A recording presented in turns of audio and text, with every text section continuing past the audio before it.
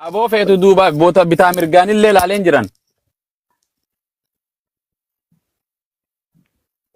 Utuun kuma gaaffii sirriina gaafachaa jiraatte luqqisi tokko natti hin fiiddu. Luqqisi okay lama takka siin finne bar hundaan si fide. Hin dubbisna. Hey Toomi. Mani pheenxeen wangeela didde. Baga didde. Anallee si dubbifnu Toomi. Maal jedhama? Anallee si dubbifnu Toomi. Waa'ee kanan qajaldeessan qachaayinaa goonutti Oromoo tanan taane. Maamee maal faana naasaadha maalati muutii garatteen dubbii asumaatti nutti No na deebisuu diddeef ilmi kiyya sidda baree beektaa anaaf inni wal keessa jira wal bira jirra. Masha Allah. Waan jedhe. Rakkeessa maasii kun. Gaaffiin kee irraa jechuudha. Waan lafarra waan hojii ergamootaa keessaas numa jirtii bara akkanumatti talafar waan lafarra munyuuqaa jedhaa usan faan waan jedhe waan gartee lubbuu qaba waan socho'a nyaadhaa jedhamoo nyaadhaan jedhu.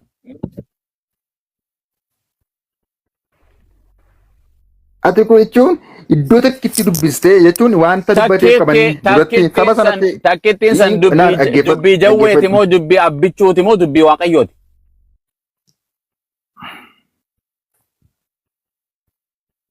Maal kana gaaffii amna gaafattee kan dubbii waaqayyoo ta'e kan dubbii waaqayyoo tamanaa jedhu. Dubbii waaqayyoo tana ni fudhatta. Dubbii waaqayyoo tana waan lafarra deemaa munyuuqaa hunda gartee waan socho'aa hunda nyaatee sinii godhe jedha jaldeessa hin nyaata.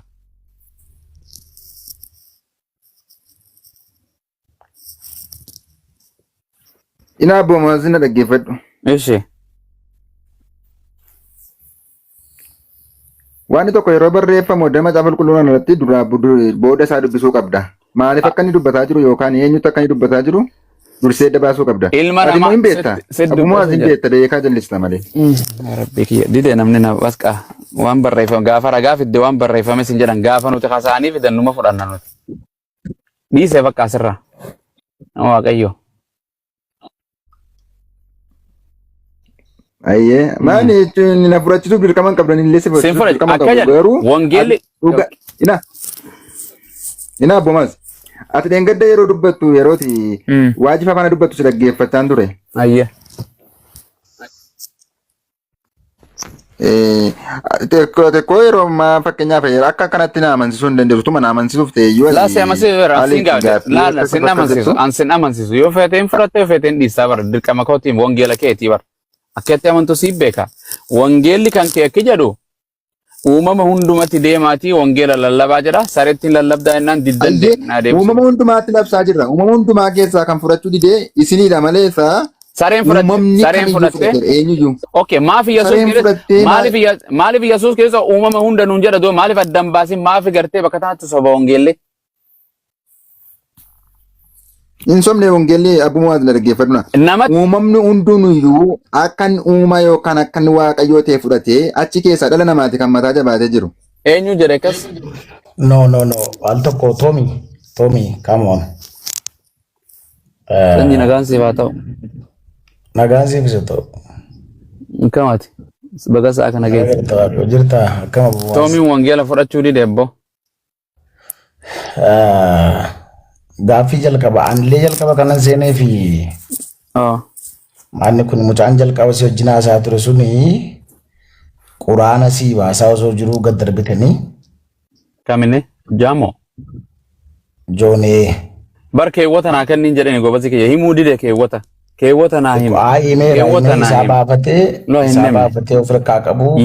Waan si jedhu yoo ati deemte hojii manaa si kana sanyii kiyya yoo ati deemteetuma quraan allaan seexaana kan jedhu quraana kiyya naa fidde ana pheenxee jooyin si godha.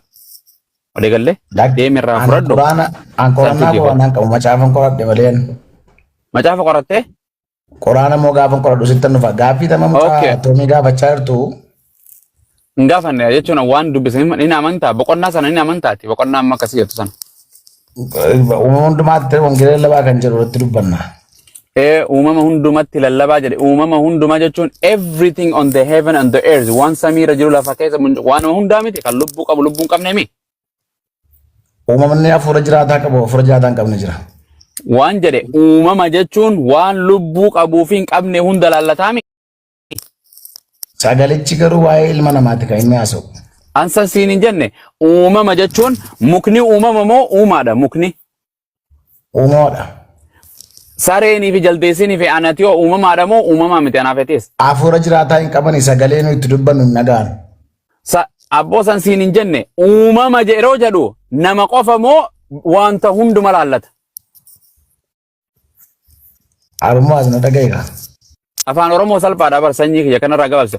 Uumama yeroo jedhamu bineensotaas dabalatee mukkeenis dabalatee wantoota ijaan argitu hin argine hunda dabalatee waan waaqayyoon argamsiise hundaan uumama jedhaniimi. Yaa garuu sagalee itti dubbattu dhagaan. Gobas is okay.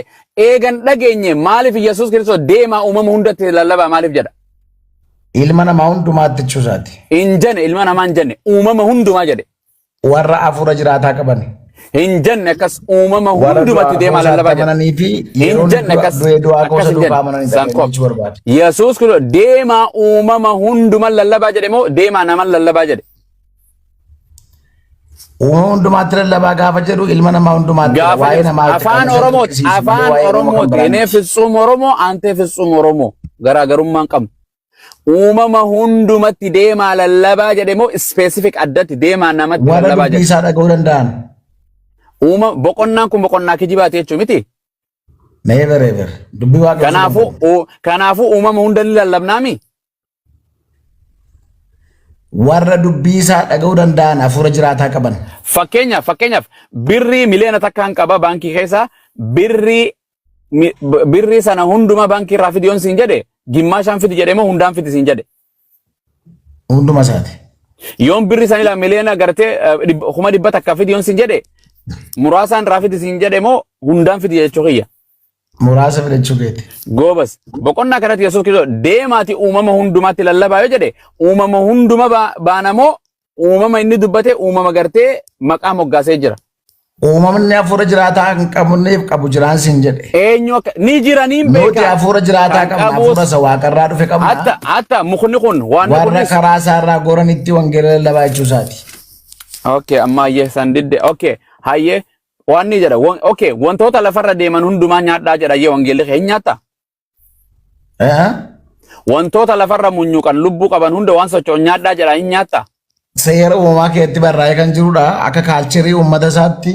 Kun jechuun waanni kun waan kaalcherii jedhu wangeelli kaalchera namaa laallata moo ilma namaa hunda laallata wangeelli harkaa qabu kun? Ilma namaa hunda laallata. Ati ilma namaati moo bineensa? Nama abba maal taateti si haifatu. Goobas naan beeka sirra expect. Kanaaf wangeelli kan kee jaldeessaas nyaadhu jedhanii nyaata. Eessatti jaldeessa hundumaa nyaadhaadha. Seera uumamaa boqonnaa 9 lakkoofsa gartee 3 irratti. Meeshee. Wantoota lafarra deeman hundumaa isiniif nyaata godheen jira nyaadhaa jedha. Kana keetti waan tokko sitti moo? Natti mi'a. Namni akkaataa qomoo isaatiitti fakkeenyaaf nu biyya keenya keessatti indaanqoo ni nyaanna. Atis ni nyaatta dhiyyaa indaanqoo. Biyyi gara biraan immoo akkasuma kan biyyi bofa nyaatu jira. Injir jarri san wangeelatti amanan ka. Biyyi kan nyaatu qoy ka dhagaye siin waa. Ayye. Bofa nyaachuun nu biratti aada maleedha aadaa keenyatti hin ajjamu. Waan aadaa irraa sa'uutti hin jiru bar amantaadha bar waan gaafuraati bar kun. Waan sagalee waaqayyooti. Sitti maara bar. So nyaata amma fakkeenyaaf indaanqoo akkatti nyaattu eenyutu sii fayyamisiif? Eenyu? Siif eenyutu sii fayyame indaanqoo nyaattu? An kitaaba kiyya. Indaanqoo nyaattu sii fayyame indaanqoo maal lafaa sooratti? Maal sooratti? Waa hunda sooratti. Maal fa'a? An quraanni kiyya bar waan adda waan irraan dhorkee jira waan irraan dhorkee ni jira bar. Eko kana abarsin jedhe lubbuu waan lubbuu qabu anama waan lubbuu qabu qafa nyaadhu waan lubbuun deemu lafarra socho'u hunda nyaadhu kunaan jedhe. Lukkuun sooratamni? Kana hunda nyaadhu ka. Lukkuun soorattu? Waan feete nyaattu lukkuun udaanii fi kaan illee manyaan. Eko akkasii nyaattu hin beektu kana? Ammaa tuna lukkuudha malee udaanii nyaachuu deeman lukku foonisiiti. Udaan lukkuuti nyaachuu deeman foon lukkuuti. Lukkuun akkasiin bofa nyaattu beektooti. Ay, nyaattu ka. Kanaaf waan jedhe nyaachuu jira. Wangeelli nyaadhaa nu jedheemi. Lukkuun bofa nyaatte taa jechuudha fakkaate. Okay, kanaafuu wangeelatti chaayinaa taane jechuudha. Hin nyaattaa jaldeessaati. Anyway, kuni issue ta'uu Okay. danda'u kana. Oh yeah. Beekaa Ayo jallisitee dubbatta. Ati nama okay. guddaadha. No, wan gudda. Wallahi wan dhugaa rabbi sanyii konko nama ko foon ko dhiigoo ko lafocho wan jedhe wan wangeeli jedhu malee ani hin jenne wangeelaatu wan socho'aa hunda wan munyuuqaa hunda nyaadhaa jedhe. Kanaaf jaldeessaas waan hundi hin muchu. Kana gartee I don't know. Chaayinuma Oromoon chan kam chau jechuma gaa sanyiin sambarra jechuma tiisu nyaattee. Kana wangeela jedhe anaa miti sanii miti. Beekaa jallisuun ni gaarii. Amma ko walii galee mana ifate lukkuu nyaattaa innanii naan jettee lukkuu muduraan nyaatti. Hantuuta nyaatti. Bofa nyaatti. Gara biraati. Hantuuta asuma nyaatta mi boodatis ani nyaatta gaaf tokko nyaachuuf teessa. Waan jedhe wangeela ni amantaa? Hin fudhatta? Maal jechuudha tan guddaa itti irratti du'a malee lubbuu kun itti kenna malee. Okay, wangeela ofirraa ni qabda? Qabadheen jiru amma silkiin qabadheera. Oh, kamaa godha. Okay, Yesuus waaqa ni qabu moo hin qabu? Yesuus waaqa guutuuf nama guutuudha. Akkas hin jenne Yesuus maaliif hin jenne Yesuus ati waaqa ni qabda moo hin qabdu ati? Qaba. Ni qaba. Laa gaafii eeguun si gaafadhe mamii malee shakkuu malee suuta jechuu malee answer right away naa goote waaqa ni qabda jennaan qaba naan jette. Yesuus waaqa ni qabaa? Nama yeroo turetti. Oh my God. Maaf akkanatti yaadda? Yesuus namni jedhamu kun waaqa ni qabu moo hin qabu sanyii koo? Akkanaa gootu abumaas. Naa deebisa. Gaaffiin kee bareeda. Madagayi. Bareetti naa deebisa. Ko isiin deebisa. Maaliif sitti fakkaate macaafa qulqulluu gaaffii tokko nama gaafattu deebiinsaa hundee isaarraati. Kaatee yoo dubbattu deebii quubsaa argatta malee jecha luqqisii tokkitti fudhattee yoo dubbatte deebii gaa argachuu dhiisuu malta. Angaafiin gaafadhe bal luqqisii miti amma. Iko kanaaf siin jedhe. Kanaaf afaan Oromoo yeroo baay'ee kana dhaggeeffadhu na dhaga'e abbumas. Eshi. Yeroo baay'ee kan dhaggeeffadhu gaaffii fidduu deebii gaafa namni macaafaa wajjin wal qabsee deebisuuf ka'ummoo yaannin damat masmaadhaati fallimu. Naan hin dhaggeeffadha. Laa hin dhaggeeffadha. Waan amma kun osoo dhaggeeffadheetti waaqa ni qabdaa isin jedhan eeyyee naan jettee bar. Naa deebiste hin barbaadu ragaa sirraa. Akkasuma gaafuma akkasiituma Yesuus Kiristoos waaqa ni qaba moo hin qabu? Amma waa'ee Yesuus Kiristoos sitti haasa'aa. Maa waa'ee Yesuus natti haasa'u hin jenne baran waa'ee natti ni qaba moo hin qabu waaqayyoo hin qaba moo hin qabu gooftaa inni. Yesuus waaqa guutuuf nama guutuudhaan sin jedhe. Yesuus eenyu siin hin jenne baran Yesuus ana mana gaafadhu Allah waaqa ni qabaa nan jette hin qabu. Allaqe waaqayyoon kee waaqa ni qabaa? Waaqa guutuuf nama guutuudhaan sin jedhe. Waaqni kan kenna waaqa ni qabu moo hin qabu?